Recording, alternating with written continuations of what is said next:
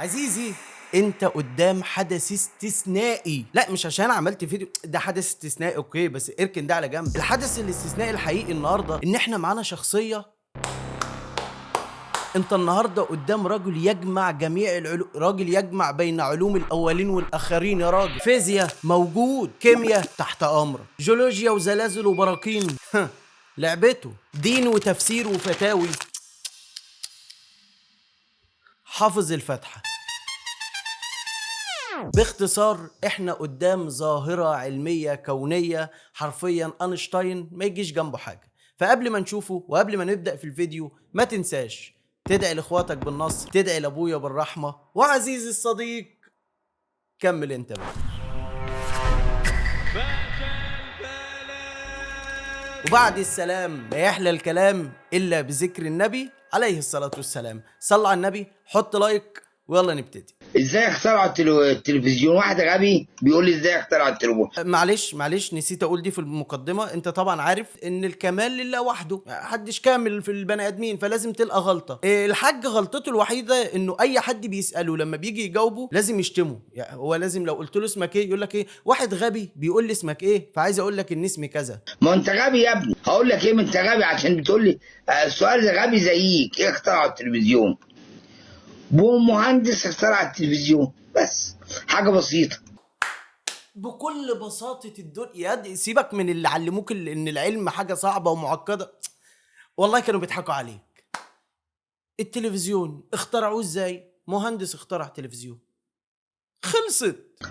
عمل جهاز وجاب ده وده وجاب ريلين وظبطهم وبقى تلفزيون. هو ده وده وده واريالين ظبطهم بقى تلفزيون. مالك بقى عامل مشكله ليه انت؟ بقى الريلين دولت بقى الريلين دولت بقى يلقط الارسال. لا تلاقي التلفزيون بس مش جايب اشاره. لا، هو كويس ما تقلقش. اشتغل تلفزيون بس يا بابا.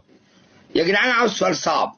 انا عاوز سؤال صعب يا رجاله. شفت مدى الجرأة والثقة يا جدعان؟ عايز سؤال صعب، بص مهما تصعب العلم عليه هيبسطهولك. يا جماعه اسمها تعليم. تعليم يعني ايه تعليم؟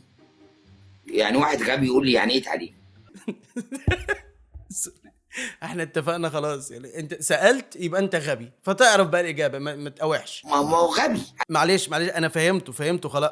اسكت بقى، اسكت بقى. هتتغابى تاني؟ اهدى وهو هيجاوبك. اعمله. ما هو غبي. التعليم ده يعني التعليم مش انك انت تتعلم. انت اتعلمت خلاص. شغل بقى، شغل البتاع اللي انت راكنها دي. تعليم مش معناه ان انت تتعلم. التعليم مش انك انت تتعلم. ده بتتكلموا في ايه يا جماعه؟ يعني انا اتعلمت، رحت اشتغلت، نسيت اللي انا اتعلمته. يعني انا كنت، يا جماعه ما تعرفوش اللي انا كنت اعرف فرنساوي، انجليش، عربي، هندي، ياباني، صيني، فرنساوي، انجليزي، صعيدي، مصري، مغربي، سعوديه، شرقيه. وربنا السوشيال ميديا هي مكان مرعب بس لذيذ يعني. كل حاجه يا اولاد، وغربيه، كل حاجه يا اولاد كنت ايه بعرف. الحمد لله. عمري يا جماعه. وتونس، بتكلم تونس، ياباني، الدول، العالم كله يا جماعه الحمد لله. كنت بتكلم في الدول، في لغه العالم كله. ايه بالته يا بابا؟ ايه بالته يا بابا؟ طب معلش يا حاج، سؤال بسيط من واحد هنا بيقول لك معقوله انت بتتكلم انجليش؟ يعني هو لسه قايلها دلوقتي. ايوه انا كنت بتكلم انجلش يا غبي انت. مش انا مصدق. ده هو واحد بيسأل سؤال طايش. معلش يا جدعان، يا جدعان اللي يسأل سؤال يعني يعقل شويه. ما طبيعي بيتكلم. هو انت فاكر اللي بيتقال ده عربي اصلا؟ انت غبي واهوج. هو غبي واهوج لانه ظن فيك الظن السيء ده. طب بص تعالى نعمل حوار انا وانت عم الحاج ونقول له واتس يور نيم. ماي نيم از الحاج علي. اللهم صل. اللهم اهو يا دي. انت عامل حوار من الاحوار ليه؟ ما هو واتس يور نيم قال لك ماي نيم از الحاج علي. وكويس عشان عرفت انه الحاج علي، بدل ما انا عمال اقول يا عم الحاج في المطلق عرفنا انه كده ده عم علي. هنكمل مع طب قول له عم علي واتس يور نيم اللي انا قلتها. قول له كده واتس يور نيم. واتس يور نيم. ايه وصل ونيم. ماشي تمام يا عم علي، هنخش على السؤال اللي بعده. سيلفر بيقول لك انت درست ادب وفلسفه. والله انا ما اضحكش عليك، انا ولا درست ادب ولا سرفسه بصراحه، بما يرضي الله. المصداقية في الكلمة والرأي. كان ممكن يهبد على فكرة، والراجل عنده من العلوم ما يكفي انه يهبد للصبح، لكن قالوا لا معلش، لحد الادب الايه سرفسه. ولا سرسفه. يعني انا بس عايزك تركز في المصداقيه، سيبك من العلم ايه، لان اكيد هو عنده علوم احنا ما نعرفهاش. يعني ممكن علم السرسفه ده يبقى حاجه كبيره يعني ما نعرفهاش فعلا، بس شفت قد ايه هو صادق. سرفسه ولا اي حاجه بصراحه. شفت.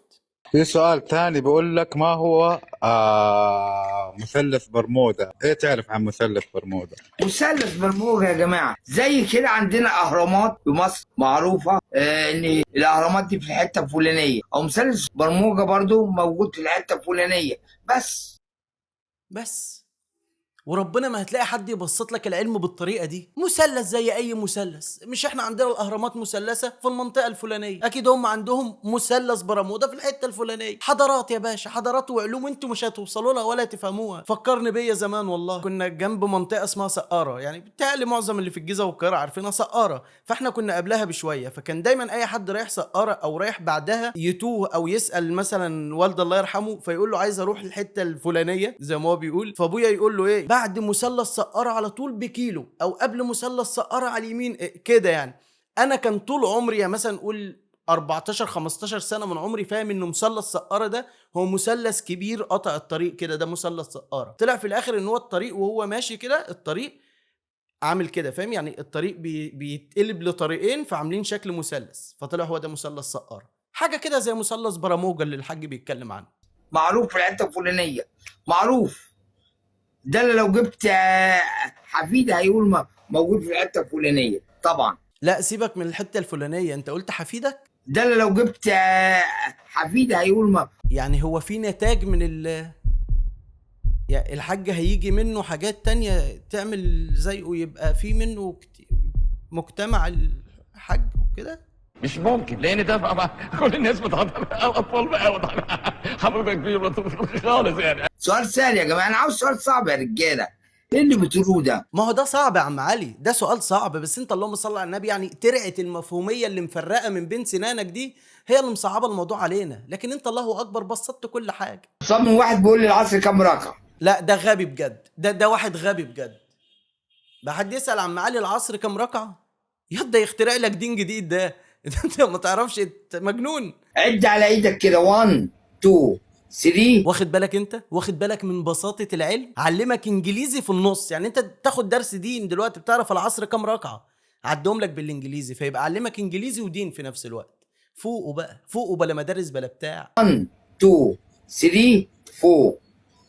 طبعا انت عشان جاهل مش هتعرف فوق يعني ايه. فوق. اسال بقى اي حد فوق يعني ايه. ما هو اكيد دي علامه، اكيد ده سر احنا ما نعرفوش، ويمكن ده السر اللي مخلي الاجانب سابقنا بكتير. هم معاهم السر الحقيقي اللي احنا عايشين نقول فور، وطلعت في الاخر فوق مش تحت. الله يبارك لك يا عم علي. يعني شفتوا يا جماعه الجاذبيه بتخلي البيوت ثابته والحاجه ثابته. عارفين الجاذبيه دي لو اتلخلخت تلاقي، لو اتهوت شويه تلاقي اللي البيوت عملت تهز يعني زلزال. هي دي الجاذبيه. الجاذبيه كره ارضيه كده لازقه، يعني كره ارضيه هي يا ولاد اهي، وادي ايه الارض لازقه فيها، دي الجاذبيه. عارفين لو الجاذبيه عملت سنه كده بسيطه تلاقي جه زلزال. بس بقى بلا علوم، بلا قشره ارضيه، بلا تصبغات، بلا بتاع اللي بتصعبوا علينا ده، ما طلعت سهله اهي، كره ارضيه والارض سيبها كده لزقت، عشان دي الجاذبيه ما بين الاثنين. لو بقى لخلخناها كده عن بعضها مثلا والكره الارضيه بتلف ورحنا عاملينها كده حصل زلزال. بيوت عملت تهز. هو ده زي هو ده زلزال يعتبر. دي الجاذبيه يا ولاد، حاجه بسيطه، حاجه بسيطه والله بسيطه يا جدعان، حاجه بسيطه كده، ده علم. ده علم انتم مصعبينه على نفسكم، وعم علي شايله كله جوه دماغه. انتوا عارفين عمكم علي الحمد لله عالم. اي حد يسال سؤال صعب انا عينيا ليه طبعا. وبعد كده اللي يسال سؤال صعب ولو انا ما جاوبتوش اكهرب نفسي، امسك السلك. الثقه. عد، انا عايزك تعد مزايا عم علي. قلنا جرأة، مصداقية، وطبعا العلم ده حاجة مفروغ منها، ودلوقتي الثقة. اسألني اي سؤال صعب ولو ما جاوبتوش هيكهرب نفسه. يا رب يا شيخ حد يسألك سؤال صعب. قارة في العالم يا حاج. لا قرية. لا عم علي قارة، بيقول لك قارة. يعني ايه؟ قارة اللي جمعها قارات. قارات يا عم علي. لا السؤال ده غلط، مفيش حاجة اسمها قارات. طب زي بعضه مشيهولي، ما انا عمال اسمع منك ذرات وما اتكلمتش. خد قارات. انت مش عارف يعني ايه اللي جا، مش عارف تسأل صح. اكيد ما هو اكيد مش انت اللي مش عارف تجاوب صح، اكيد انا اللي سألت غلط. لما تسأل صح انا جاوبك بس. خلاص اللي انت شافه عم علي، اللي انت شافه انسى السؤال ده خالص، انسى. نشوف سؤال تاني. مثلا عم علي المطبات الهوائية. يعني انا بسمع دايما يقول لك في مطبات هوائية، في حاجة اسمها كده فعلا عم علي؟ بص يا حبيبي، الطيارة بتطلع كده، ساعات بتيجي دفعة هوا كده تلاقي دي عملت الطيارة عملت مطب. الطيارة عملت ايه يا عم علي؟ تلاقي دي عملت الطيارة عملت مطب. يا ساتر يا رب، يا ساتر. هي دي المطبات. الهواء لما يجي جامد قوي، يعني دفعة هوا جاية كده تهز الطيارة، دي المطب. فهمت يا بابا؟ هو مش معلوم، دي حاجات علمية يا جماعة. طبعا ما احنا مش بنسألك غير في الحاجات العلمية، لان احنا شايفين قدامنا شوال علم، فبنحاول نستفيد من مداخل الزكيبة مش اكتر يعني. وبكده يا جدعان تكون انتهت فقرة عم علي، لكن ده كان عم علي في المواقع. تعالوا بقى ننزل ونروح للواقع. والواقع ان الايام دي في حوار كده حاصل في المدارس انا مش مستوعبه في بعض المدارس يعني، الا وهو الشرطة المدرسية. نهارك سعيد، وكل البيوت اللي في الناحية بتصبح عليك وبتبوس ايديك وفاكرة ابتسامتك وعايشة في جنابك، ويسلم ابوك اللي رباك وجابك.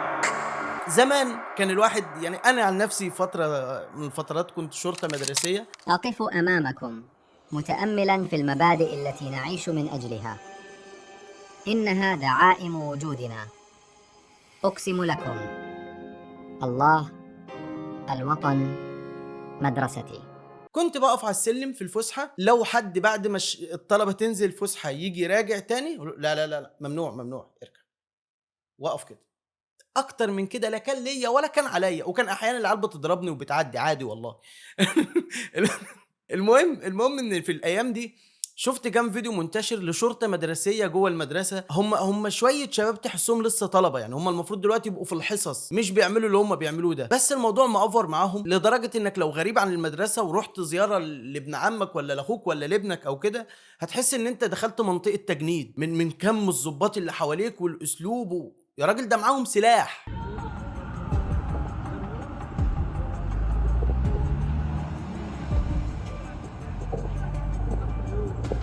ايوه انا عايز افهم البندقيه دي دورها ايه، يعني حتى لو هي بندقيه صيد حمام ولا صيد فيران بتستخدمها في ايه يعني؟ هل مثلا لو لمحت طالب بينط من على السور هتيجي وتجيبه مثلا؟ ليه داخل ببندقيه في المدرسه؟ ما اعرفش، بس تعال نشوف الفيديوهات وهنفهم الموضوع.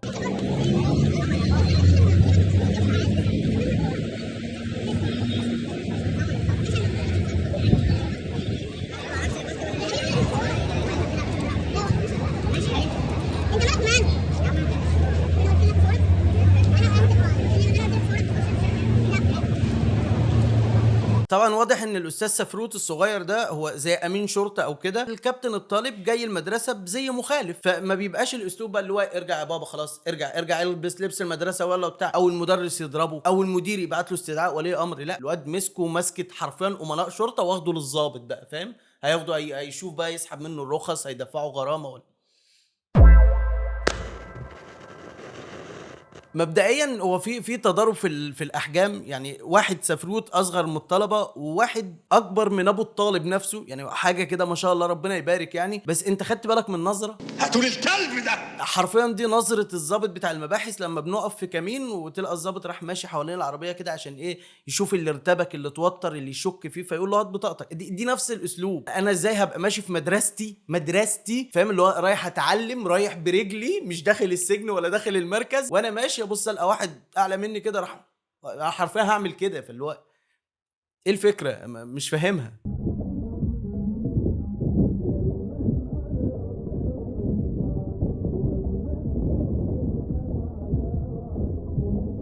اتمسك اتقفش، يا لهوي. حد بقى يرن له على ابوه يجيب بطاقه ولا يجي يلحقه في الكمين. قفش الواد لابس سلسله. يا عم خلاص المدرسه تهذيب وتأديب والتربيه قبل التعليم وكل الكلام الحلو اللي بنحبه ده. قول له يا حبيبي اخلع البتاع اللي في رقبتك دي حطها في جيبك بس. انما انتوا الاتنين ماسكين الواد زي اللي ماسكين ضحيه، فاهم؟ اللي هو واحد بيشد من قدام واحد بيشد. ليه؟ المنظر مرفوض.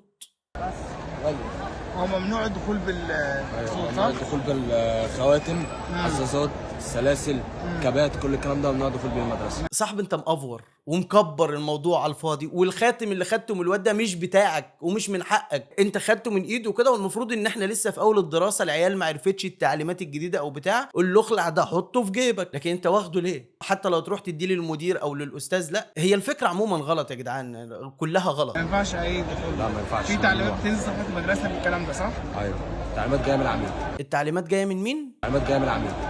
من العميد؟ والله كبرتوا الموضوع يا شباب. التعليمات جايه من العميد.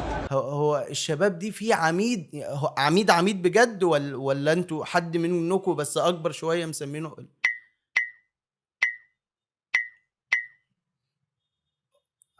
عميد؟ يعني اللي هو تبع الحكومه وكده بجد يعني؟ طب حد يوضح عشان لو كده هلغي الفقره دي من الفيديو خلاص.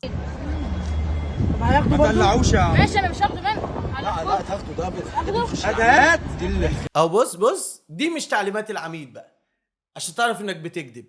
انتوا الثلاثه اختلفتوا. واحد بيخلع الواد، يعني برضه انا قلت المفروض يقول له اخلع ده. مفيش كده، مفيش. انت مش في كمين حقيقه صاحبي، وده مش مقفوش بمخدرات يعني، ده يبقى عادي فاهم. فاللي هو انت ما ينفعش. دي الاولى.